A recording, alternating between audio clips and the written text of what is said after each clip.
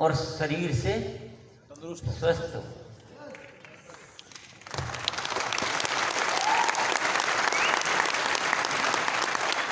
शायद आप लोग किसी रॉयल्टी टेक्निकल बनो, उससे 10 गुना इच्छा मेरी रहती है कि आप स्वस्थ हो, और उससे 10 गुना ज़्यादा इच्छा रहती है कि आप मोरल वैल्यूज से भरे हुए हो, नैतिकता आपके अंदर हो, सात्विकता हो, या जिसकी आध्यात्मिकता शब्द आपने जो यूज किया हो, वो सब कुछ होना चाहिए। ये मेरी हमेशा, और इन चीज़ों पे मैं हमेशा काम करता हुआ पाया जाऊंगा।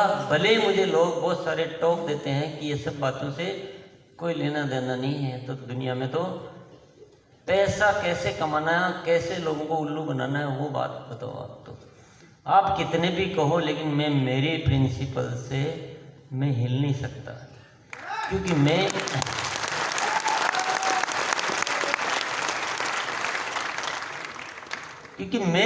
बच्चे समझ चुका हूँ। मैं बच्चे हैं, मेरे सारे मेरे बच्चे हैं, तो बच्चों के लिए तो हर तरह से मैं परिपूर्णता देखना चाहूँगा। अब आपको कभी अच्छी लगे कि नहीं लगे, मुझे कहना आता है कि नहीं आता है, उन सारी बातों से मतलब नहीं है। सत्य तो यही है, आप बहुत पैसे वाले बन जाओगे, शरीर स्वस्थ नहीं है, मन अच्छा नहीं है, तो मैं संतुष्ट नहीं होऊंगा, मुझे मजा भी नहीं आएगा। मेरे साथ तो उल्टा है, थोड़ा पैसा कम भी होगा चल जाएगा, लेकिन तन मन स्वस्थ होना चाहिए। यस।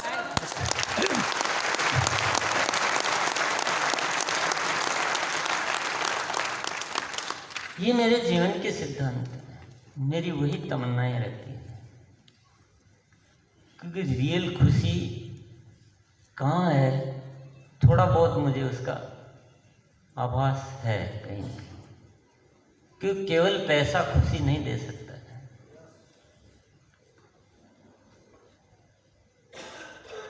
जब तक जीवन में अच्छाई नहीं है ना, तो पैसा अपने आप में कोई अच्छाई नहीं बन सकता। हाँ, अच्छाई के साथ पैसा है, वह बहुत अच्छा है। और मैं आप लोगों को ऐसा बनाना चाहता हूं कि आपको पैसे के लिए एक पल भी सोचना नहीं पड़े।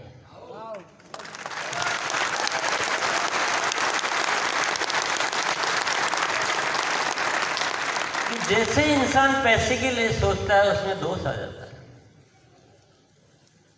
मैं ऐसा तरीका, ऐसे रूप में डेवलप करना चाहता हूं कि आप सिर्फ अच्छाई के लिए जिए, आप सिर्फ दुनिया के लिए जिए, और पैसा आपके इधर ऐसा सिस्टम बन जाए कि आप उस साइड से बिल्कुल निष्फिक्र हो जाए।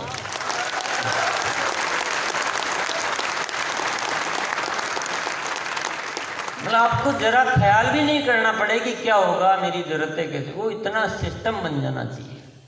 पर उसके लिए हम जिए तो जीना नहीं है, उसमें दोष आ जाता है। इसीलिए तो दोष आया है, वो कहीं ना कहीं बिगाड़ता है इंसान को। एक पिकअप सेंटर पर सामान खरीदने जाता है नया कोई डायरेक्ट सेलर, तो पैसे की कैलकुलेशन की वजह से कभी कभी ऐसा कह देता है कि तुम खरीद के क्या करोगे, मैं तुमको ऐसे ही ज़्यादा डिस्काउंट दे देता हूँ। होता है ना ऐसा? वो कैलकुलेशन लगा रहा है कि मेरे कोड पे खरीदूंगा तो मुझे इतना फायदा होगा, आधा इसको दे देता हूँ।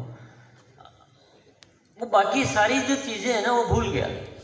या फिर वो पूछ लेता है कि तुम किस टीम के हो, वो तो तुमको क्या सपोर्ट करेगा, ये है वो है। या कभी कभी कोई आईडी मांग लेता है, कभी ये कर लेता है, कभी क्या कर लेता है। ये जस्ट फॉर एग्जाम्पल है, आप लोग ऐसा नहीं करते हो, पर ऐसी हरकतें होती तो है ना कहीं ना कहीं। क्यों हुई? लालच। क्योंकि केवल पैसा दिखा, अपना डिजाइन भूल गया, अपनी जिम्मेदारी भूल गया। तो पैसा इंसान को बिगाड़ देता है, और पैसा जैसे इंसान को बिगाड़ता है, वो हर रूप में असफल हो जाता है, पैसा भी नहीं आता उसके। और जो अच्छाई, जो किसी को भी देख के खुश होता है, उसको हेल्प करता है, वो इस आरसीएम में क्या होता है, बहुत विश्वास हासिल कर लेता है दुनिया का, लोगों का, अपनी टीम का। और जो विश्वास हासिल करता है वही आगे बढ़ पाता है। ये आरसीएम का डिजाइन। यहाँ पे चालबाज लोग ज्यादा आगे नहीं बढ़ पाते। वो ऐसा समझते हैं, कोशिश करते हैं, पर वो फेल हो जाते हैं। पर लेकिन जो अच्छे लोग होते हैं, जो हेल्पिंग नेचर के लोग होते हैं, वो बहुत विश्वास हासिल कर लेते हैं अपनी टीम का, दूसरी टीमों का, तो वो बहुत आगे बढ़ जाते हैं। बोलो जय आरसीएम। थोड़ा अच्छा सा बोलो ना, जय आरसीएम। अच्छा नहीं लग रहा है? आज तो मैं बोर ही करूंगा, चिंता नहीं।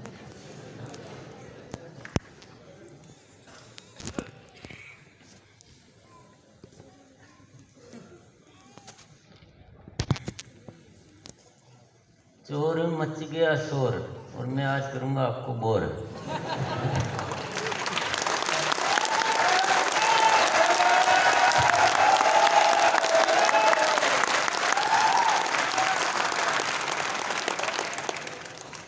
तो सीधा सीधा फंडा है, अपनी टीम को बच्चों जैसा प्यार करो, सर्वस्व विकास के लिए सोचो। पैसे के लिए जीना पड़े तो यानी हमने जीना सीखा ही नहीं, या हमारे काम करने का तरीका कोई ठीक नहीं है कि हमें पैसे के लिए फिक्र करनी पड़ती है। आपने या तो कहीं ना कहीं अपनी जिम्मेदारी पूरी नहीं की, या एक्टिव नहीं है, कुछ कमी है, तो इसलिए आपको पैसे की तकलीफ महसूस हो रही। अदरवाइज आपको नहीं होना चाहिए ऐसा। सिस्टम तो ये ऐसा ही बना हुआ है। और पैसे के लिए जियोगे तो मजा तो नहीं आएगा, दुनिया के लिए जियोगे तो बहुत मजा आएगा।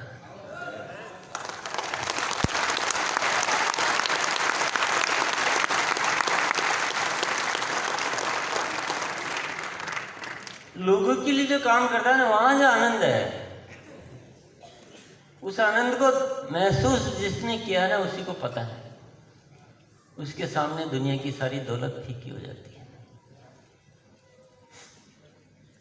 तो टीम को बच्चों के रूप में लेना है, पूरे आरसीएम को परिवार मानना है, अपनी फैमिली के रूप में लेना है, और पूरे देश को अपना घर समझ। अपनी माँ के रूप में लेना है।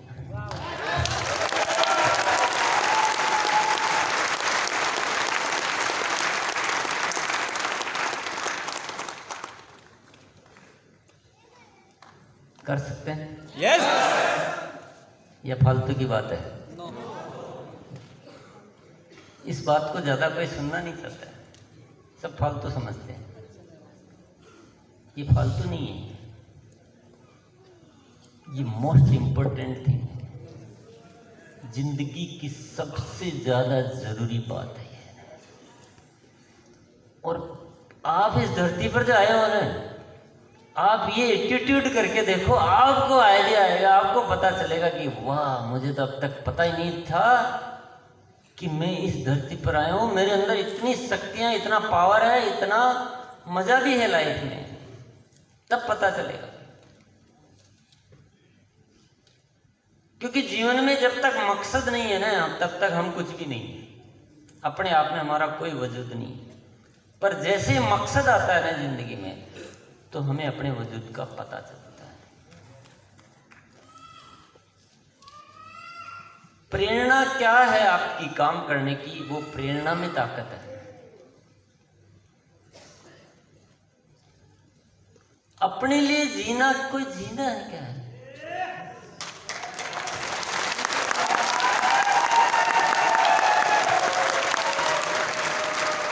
अगर अपने लिए ही जीना होता तो भगवान ने हमें कीड़े मकोड़े बनाया होता।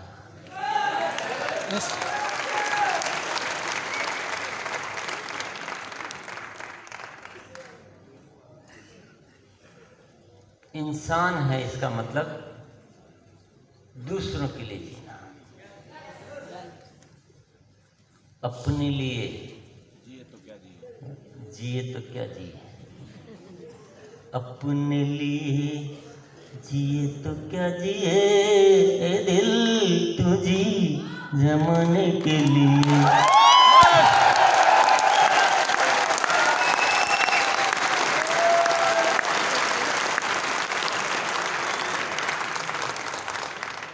अपने लिए क्या जीना है?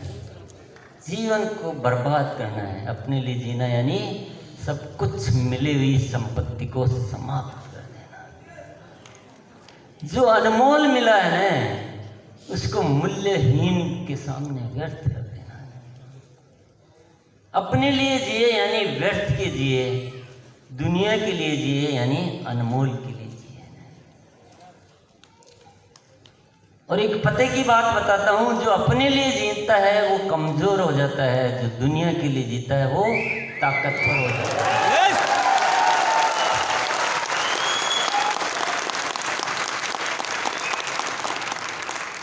महात्मा गांधी भी सामान्य इंसान थे। वो भी पढ़ लिख कर बैरिस्टर बनते, वकील बन जाते, और ऐसे ही दुनिया में बहुत सारे जैसे हजारों लाखों वकील होते हैं, वो भी एक वकील बनकर जीते चले जाते हैं। हम में से कोई नहीं जानता उनको।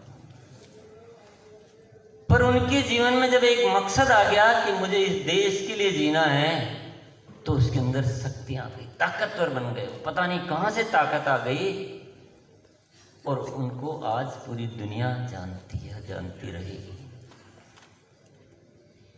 तो कहां से आई बताइए? कहां से? कहीं बाजार से खरीद के लाए क्या? नो। किसी ने वरदान में दी क्या? कहां से आई? मकसद से आई। मकसद कि देश के लिए जीना है मुझे, अपने लिए कुछ भी नहीं चाहिए। एक कपड़ा, एक लंगोटी और एक लाठी, पूरा जीवन देश के कुर्बान कर दिया, तो महान बन गए, ताकतवर बन गए, शक्तियां आ गई। मकसद छोटा होता है, इंसान छोटा। मकसद बड़ा, इंसान बड़ा। और एक चीज और बता दूं आपको,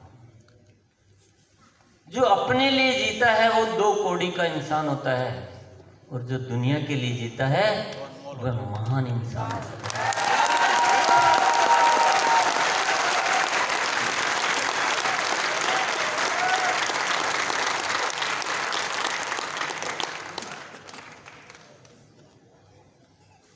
और जो अपने लिए जीता वह डरपोक होता है, जो दुनिया के लिए जीता वो निडर होता है।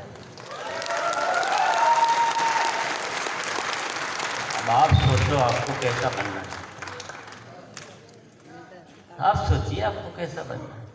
मैंने तो सोच लिया, क्योंकि सबको अपना अपना सोचना है। मेरे जीवन में भी जब मकसद नहीं था तो मैं कुछ भी नहीं था, मुझे कुछ नहीं आता था, मेरे से कुछ होता भी नहीं था, न कुछ आता भी नहीं था, न कुछ बोलना आता था, न कुछ लिखना आता था, न कुछ और आता था।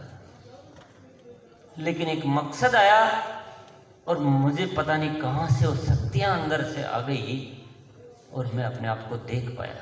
मुझे अपने आप को पहचानने में आश्चर्य होता है कि मैं वही हूँ जो पहले था। लोगों को तो होता ही, पर मुझे खुद को भी होता है। पर मुझे बात समझ में आई कि ताकत मेरे में नहीं है, ताकत मेरे मकसद में है। यस।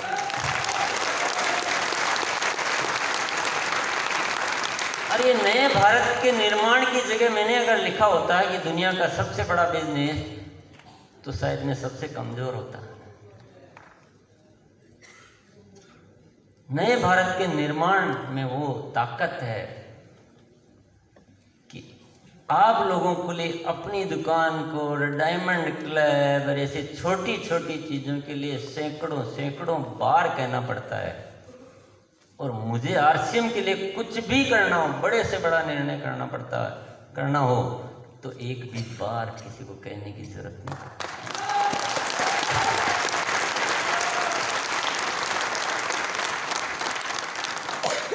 न मैं किसी मीटिंग में न जाता हूँ, न किसी सेमिनार में जाता हूँ, न मुझे किसी को याद दिलाने की जरूरत होती है। मुझे मेरे कर्तव्य अच्छी तरह से पता होते हैं, क्योंकि मुझे नए भारत का निर्माण करना है।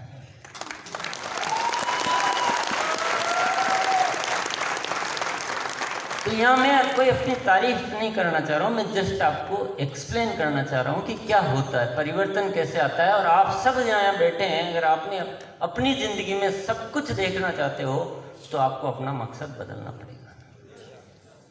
जो आपसे अभी नहीं हो रहा है, मैं गारंटी करता हूँ, मैं लिख के देता हूँ, आप अपना मकसद चेंज करो। जो आपको जिस चीज़ से डर लगता है ना, उससे सैकड़ों गुना पावरफुल चीज़ें आप खुद कर पाओगे। मकसद होना चाहिए।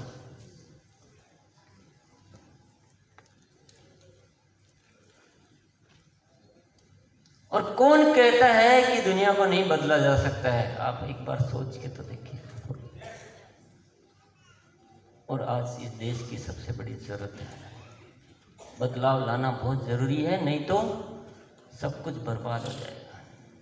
आप खुद ही सोच लीजिए क्या अच्छा हो रहा है, हर साल से हर साल में क्या ठीक हो रहा है।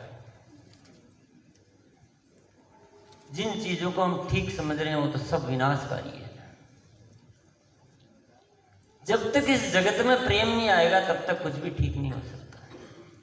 जब इंसान ही इंसान को खाने वाला है तो ये विकास नामक चीजें नहीं तो सब कुछ बर्बाद कर देती। सबसे पहले मन का विकास बहुत जरूरी है।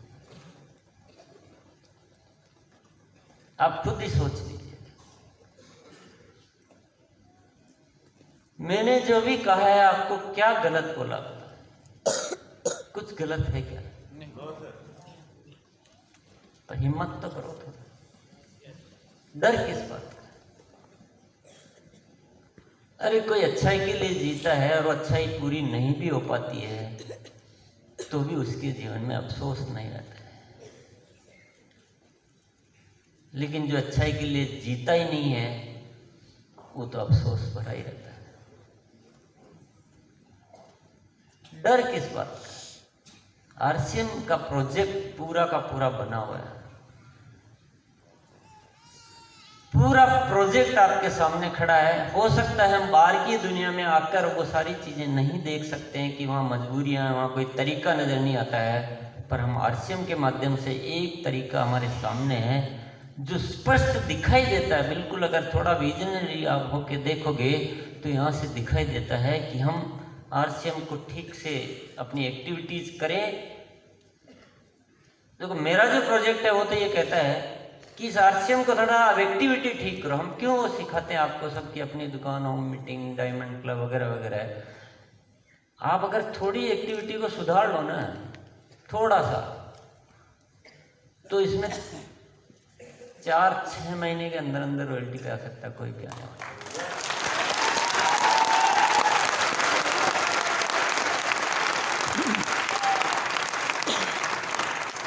कहीं कुछ गड़बड़ करना नहीं, कोई देश का कोई नुकसान नहीं करना, किसी पब्लिक को परेशान नहीं करना, कोई टैक्स की चोरी नहीं, कुछ नहीं करना। सब कुछ केवल प्रोडक्ट यूज करने का रास्ता बदलना है, प्रोडक्ट को समझना है, प्रोडक्ट से, आरसीएम से, प्रोडक्ट से, लोगों से प्रेम करना है, प्रोडक्ट को बताने की कला, वो मकसद आएगा तो सब कुछ आ जाएगा। कि पर्पज पे फर्क पड़ता है ना। पर्पज है कि 1000 रुपये का बेच दूं तो कला नहीं आती। पर्पज होता है कि ये करके मैं इस देश का निर्माण करना है तो सब कुछ आ जाता है। तो आप एक्टिविटीज ये ठीक से करो, लोगों को एक्टिव करते रहो, जो भी आते हैं उनको प्रोडक्ट का समझा दो, तो ये अपने आप ही 4-6 महीने में रॉयल्टी आती है। क्योंकि नेटवर्क में ताकत होती है, वो नेट एक से आगे चलता है। और साल भर भी मान लो कि साल भर भी में जिस दिन हमें एश्योरेंस ले आएंगे कि आरसीएम में जो भी आता है 1 साल में रॉयल्टी पर आ जाता है, उस दिन पूरी दुनिया आपके साथ आएगी।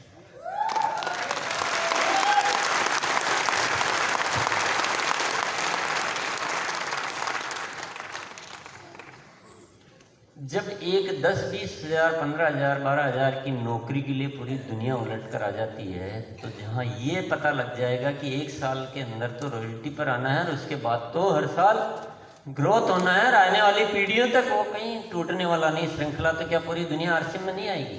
yes! तो उसके लिए हमें वो चीज़ पहले स्टैंड करनी पड़ेगी। और मैंने तो उस काम को करने के लिए भी एक बहुत ज़ोरदार प्रोजेक्ट बना रखा है। जो रामकिशन जी और इनकी टीम के साथ में चर्चा भी कर सकता हूँ। इतना पावरफुल सिस्टम बनाया हुआ है कि और उसके अकॉर्डिंग मेहनत तो देखो करनी पड़ती है दुनिया में। आप चाहो मुफ्त में कुछ मिल जाए, कुछ नहीं मिलता है। मेहनत करनी पड़ती है, सिस्टमेटिक होना पड़ता है, निश्चित होना पड़ता है। अधर-जुल में लटकने वाला इंसान कुछ नहीं कर सकता। तो ये सब चीज़ें आसान है, बहुत आसान है। मैं कहता हूँ इतनी ईजी है, सब कुछ किया जा सकता है। और जिस दिन ये सिस्टम खड़ा कर देंगे, आरसीएम का एक बहुत बड़ा परिवार होगा, आरसीएम का अपने आप में एक आकर्षण होगा, और हम फिर आरसीएम का एक बड़ा प्लेटफॉर्म बनाकर धीरे धीरे जो वैल्यूज है ना, इनको बढ़ाएं, प्रेम बढ़ाएं। अभी भी कुछ तो नजर आ रहा है ना आपको। ये बाहर की दुनिया से तो हम ज़्यादा अच्छे से जीते हैं, इसको और प्योर बनाएं हम। बन जाएगा वो धीरे धीरे, कोशिश करेंगे और सब लोग मिलजुल के, तो धीरे धीरे पूरे हिंदुस्तान में एक अलग परंपरा पैदा हो जाएगी कि एक यहाँ पे सब लोग एक दूसरे से प्रेम करते हैं, कोई लड़ने वड़ने झगड़ने की बात नहीं करते। तो हो तो सब कुछ सकता है।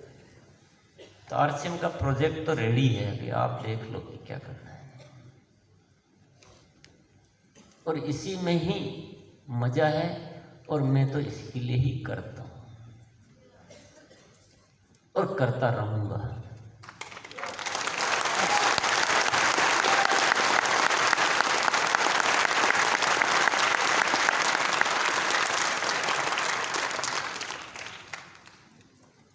देखो, व्यापार तो कोई इंसान कैसे भी कर सकता है। पैसे कमाने के बहुत तरीके होते हैं, और आप लोग ये बहुत अच्छी तरह समझते होंगे। और समझ लेना कि जिस कंपनी के पास इतना बड़ा इंफ्रास्ट्रक्चर और ऐसे ऐसे प्रोडक्ट बनाने की जिसके पास स्ट्रेंथ होती है, वो पैसे कमाने के लिए आपके दरवाजे पे नहीं आएगी कभी भी। इस बात को ठीक से आप एनालिसिस कर लेना।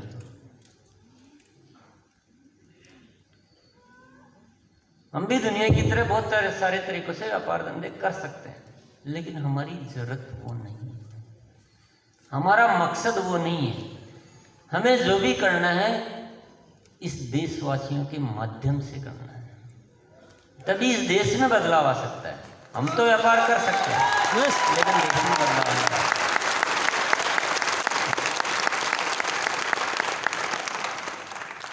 हमारी कमाई वो नहीं है, हमारी कमाई ये है, हमारे टारगेट ये है।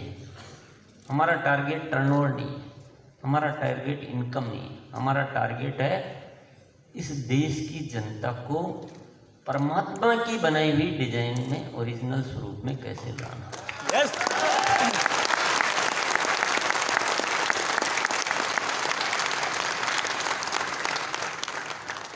और मैंने जो भी बात की है वो ज़्यादा देर आपके दिमाग में रहेगी नहीं, ये मेरा पास्ट एक्सपीरियंस बोलता है। लोग जब बैठे होते हैं तो उनको बड़ा अच्छा लगता है। आपको भी बहुत अच्छा लग रहा होगा। अच्छा लग रहा है कि अच्छा नहीं लग रहा है? फालतू किस किस को लग रहा है? कोई मतलब की बातें नहीं।